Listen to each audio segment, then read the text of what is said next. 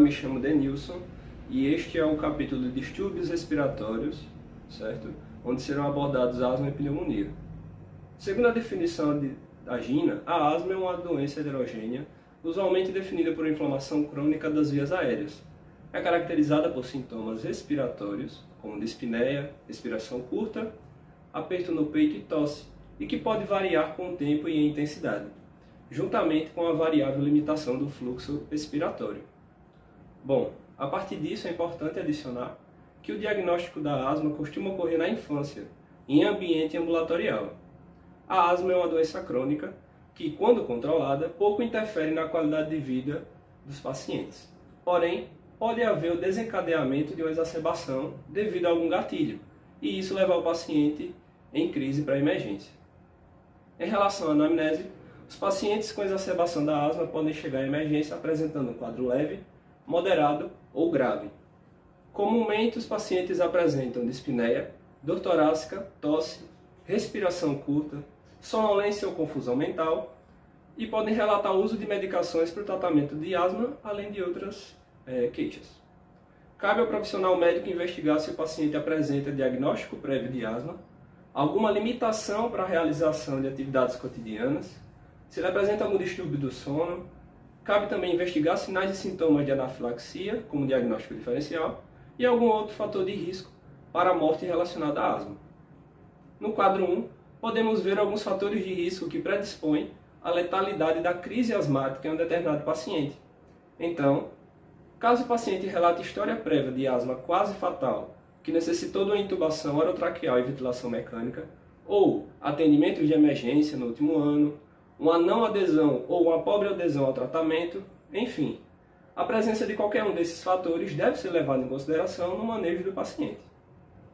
Em relação ao exame físico do paciente, podemos encontrar sibilos à ausculta pulmonar, frêmito tóraco-vocal aumentado, murmúrios vesiculares reduzidos, cianose, a frequência cardíaca e a frequência respiratórias aumentadas. E a partir da clínica, nós realizamos a classificação da exacerbação desse paciente. Logo, o paciente que se enquadra numa crise leve a moderada, ele vai falar em frases, ele vai preferir ficar sentado, é um paciente que não vai estar agitado, ele apresenta um aumento da frequência respiratória, apresenta um aumento da frequência cardíaca, que vai estar entre 100 e 120 batimentos por minuto, uma saturação de O2 em ambiente entre 90% e 95% e um peak flow maior que 50%.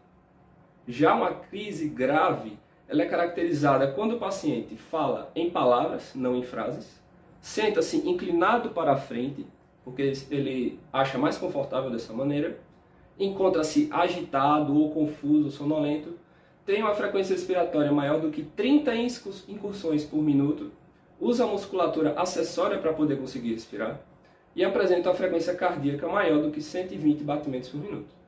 Sua saturação de O2 está menor do que 90% e o peak flow menor ou igual a 50%. Como realizamos o diagnóstico de asma exacerbada nesses pacientes? O diagnóstico definitivo é realizado pela junção do quadro clínico típico mais algum teste que comprove a limitação do fluxo respiratório deste paciente, como a espirometria ou o Peak Expiratory Flow, que é o Peak Flow Test. Sugestivo, e esses exames eles têm que apresentar um resultado sugestivo de um distúrbio obstrutivo com posterior melhora à realização da prova broncodilatadora. É importante avaliar a VF1 deste paciente, que é um parâmetro da espirometria, ou o PEF, que é o Peak Flow Test, pois isso, além de ajudar a fechar o diagnóstico, são parâmetros que ajudam a classificar a gravidade da exacerbação. A saturação de O2 alvo nesses pacientes é acima de 95%.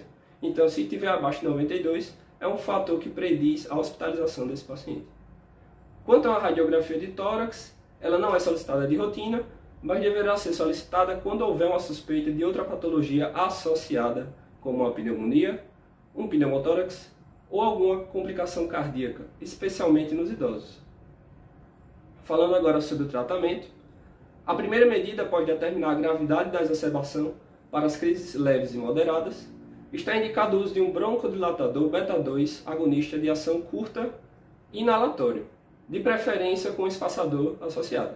Ele pode ser utilizado, por exemplo, o salbutamol ou o fenoterol, sob o esquema de 4 jatos, que dá uma dose de 400 microgramas, a cada 10 minutos por até 4 horas, se necessário. Em seguida, é recomendada a oxigenoterapia, com oxigênio a 100%, por máscara ou cânula nasal, objetivando manter a saturação desse paciente entre 93% e 95% nos adultos e 94% a 96% nas crianças. Pode também ser administrado o brometo de ipratrópio, que é um anticolinérgico. Ele pode ser administrado em 4 jatos por dose a cada 6 horas para auxiliar nesse manejo inicial. Os corticosteroides orais são indicados para o controle da crise, podendo ser administrada a prednisolona de 40 a 60 mg por dia nos adultos e 1 a 2 mg a quilo por dia nas crianças, e essa dose pode ser dividida em 3 tomadas. Nos casos graves, repete-se o tratamento dos casos leves e moderados, porém dá-se preferência ao corticoide endovenoso ao invés do oral e adiciona-se o sulfato de magnésio a 10%, e a gente faz de 1 a 2 gramas em dose única.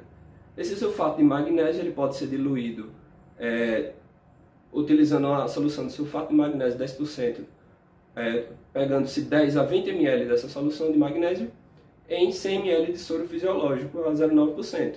E aí a gente põe para correr em 30 minutos. Por fim, além do magnésio, considera-se a administração de um corticoide inalatório em dose alta, que a gente pode utilizar de exemplo a budesonida 800 microgramas dia. Eu me chamo Daniel Gonzaga e ainda sobre os distúrbios respiratórios vou falar sobre pneumonia. Pneumonia é uma doença inflamatória aguda de causa infecciosa que acomete os espaços aéreos e pode ser causada tanto por vírus, bactérias ou fungos. A pneumonia adquirida na comunidade é que tem a maior taxa de mortalidade e se refere a doença adquirida fora do ambiente hospitalar ou ainda que se manifeste em até 48 horas de admissão na unidade assistencial. Ela tem vários agentes etiológicos, mas o mais prevalente é o Streptococcus pneumoniae.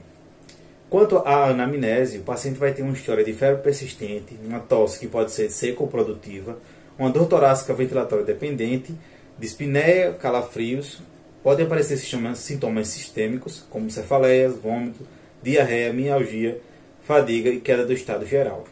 Com relação ao exame físico, o paciente pode se apresentar taquipneico, com mais de 25 respirações por minuto, taquicardia, com mais de 100 batimentos por minuto, hipotenso, pode apresentar também crepitações localizadas e maciçez da percussão do tórax. No diagnóstico, a gente pode fazer mão de exames complementares, sendo que a radiografia de tórax e incidência posterior anterior e perfil vai ser necessária em todos os casos, também ajudando a verificar a existência de complicações como derrame pleural e doença multilobar. Nos casos dos pacientes com mais de 50 anos e com presença de comorbidades, é necessário também fazer mão de exames laboratoriais, como hemograma, ureia, creatinina, sódio, potássio e glicemia. Os pacientes com saturação de O2 menor do que 90%, com insuficiência respiratória ou insuficiência de suspeita de hipercaptania por DPOC, também pode fazer uso da gasometria arterial. Os pacientes que vão necessitar de internação, pode-se fazer uso de grande escarro, hemoculturas, pesquisas de antígenos urinários, legionela e pneumococo, além da proteína C reativa e procalcitonina, que vão ajudar no prognóstico e também a definir qual agente etiológico mais que está acometendo o paciente. O ponto-chave da avaliação da pneumonia está na avaliação da gravidade desses pacientes, que vai nos permitir avaliar qual a probabilidade de evolução para morte ou mortalidade desses pacientes. Existem alguns scores que vão ajudar nessa classificação. O primeiro é o CURB-65, que vai ter como critério a confusão mental, a ureia maior do que 43, a frequência respiratória acima de 30 incursões respiratórias, a pressão arterial sistólica menor do que 90 e a diastólica menor do que 60 mm de mercúrio e a idade acima de 65 anos. O paciente que apresenta nenhuma ou um desses critérios vai ser classificado com a probabilidade de mortalidade em 30 dias baixa, de até 1,5%, e o tratamento dele pode ser ambulatorial. Os pacientes que apresentarem mais do que 2 critérios, eles vão ser classificados com um grupo de intermediária a alta taxa de mortalidade, e o tratamento vai ser mais direcionado. Porém, nesses dois casos, há necessidade de associar com outras ferramentas para melhor definir a probabilidade de mortalidade e de evolução para a morte nos próximos 30 dias desses pacientes. Então a gente pode fazer uso também da escala do índice de severidade da pneumonia, o PSI, ou PORT, que vai utilizar outros critérios, como sexo, fatores demográficos, comorbidades, exames físicos, exames de imagem laboratorial, fazer uma somatória da pontuação a depender dos critérios que esse paciente tiver e nos permitir classificar esse paciente conforme o grau ou a probabilidade de mortalidade que ele tem, a partir das pontuações alcançadas no somatório da classificação. Mas essas duas ferramentas, mesmo somadas, elas falham em predizer a necessidade de controle hemodinâmico e ventilatório dos pacientes. Então se faz uso de uma terceira ferramenta, dos critérios maiores e menores para definição de pneumonia na comunidade grave. Então, os pacientes que tiverem um critério maior, como o choque séptico, necessitando de vasopressor, insuficiência respiratória aguda com indicação de ventilação mecânica ou a presença de infiltrados multilobulares, vão indicar a necessidade de internação em UTI. E a presença de dois critérios menores também vão indicar essa necessidade, como hipotensão arterial e também a PaO2 e FiO2 menor do que 250, a relação entre eles. É também interessante destacar que os pacientes com mais de 50 anos têm uma maior predileção em pior quadro. Então, nesses pacientes, se faz uma análise da presença de sinais de alerta ou de comorbidades. Caso ele possua um desses dois, faz-se necessário fazer exames laboratoriais mais específicos e também reclassificar ele de acordo com o PSI e agrupar ele conforme o tratamento. A partir da classificação do CURB-65 e do PSI, a gente vai conseguir determinar qual o melhor local para o tratamento e o tipo de tratamento que vai ser executado nesses pacientes. Os pacientes com CURB-65, com zero ou nenhum critério, ou nenhum critério, vão ser do grupo de baixo risco. O tratamento vai ser ambulatorial via oral, com antibióticos de via oral.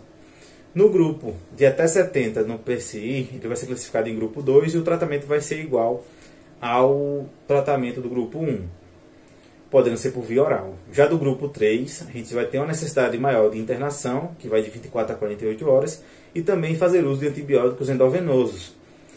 No grupo 4, pacientes acima de 91 a 130 de pontuação, vai ter uma necessidade maior de internação, com maior observação desse paciente, o uso de associação de antibióticos endovenosos.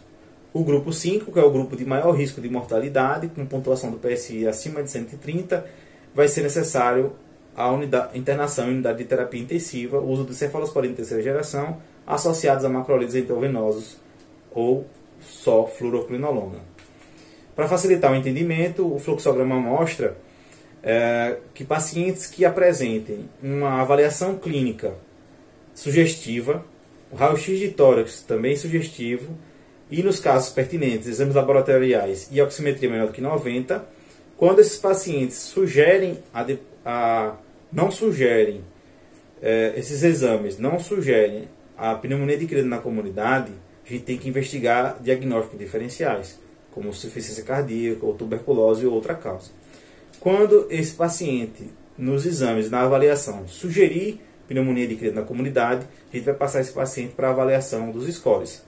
Se ele não tiver atingido nenhum dos critérios do CURB-65, ou a idade maior do que 50 anos, mais os sinais de alarme mostrados anteriormente, ou comorbidades, ele vai ser classificado no grupo de baixo risco e o tratamento vai ser o mostrado anteriormente, ambulatorial.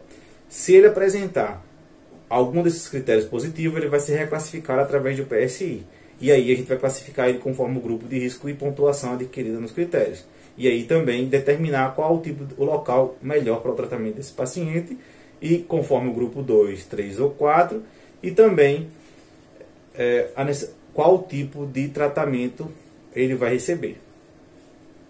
Na sequência temos as nossas referências e agradecemos a atenção.